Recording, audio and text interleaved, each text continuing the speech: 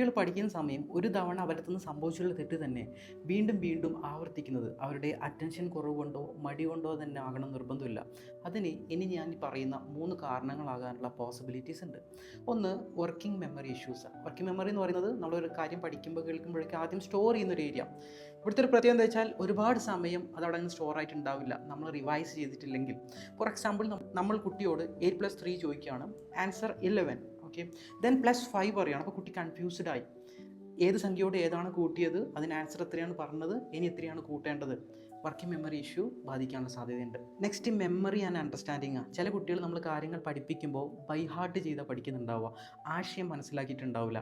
നമ്മൾ ഒരു തവണ ചോദിച്ച ക്വസ്റ്റ്യൻ തന്നെ മറ്റൊരു മോഡുലേഷനിൽ വീണ്ടും ചോദിക്കുകയാണെങ്കിൽ കുട്ടിക്കത് പറയാൻ കിട്ടുന്നുണ്ടാവില്ല, ആശയം മനസ്സിലാക്കാതെ പഠിക്കുമ്പോൾ. Third, practice without feedback. കുട്ടികളെ നമ്മൾ പഠിപ്പിക്കുന്ന സമയം അവിടുത്തെ നിന്ന് ചെറിയ ചെറിയ എറേഴ്സൊക്കെ വായിക്കുമ്പോഴോ എഴുതുമ്പോഴൊക്കെ വരാറുണ്ട്. നമ്മളത് അവോയ്ഡ് ചെയ്യും, അത് ശരിയായിക്കോളും എന്ന് കരുതും. ഇവിടെ പ്രോപ്പറായിട്ടുള്ള ഫീഡ്ബാക്കുകൾ നമ്മൾ കൊടുത്തിട്ടില്ലെങ്കിൽ ഇതേ തെറ്റ് കുട്ടി വീണ്ടും വീണ്ടും ആവർത്തിക്കുന്നുള്ളതാണ്. വളരെ പൊളൈറ്റായിട്ട് നമുക്കത് പറയാൻ പറ്റണം.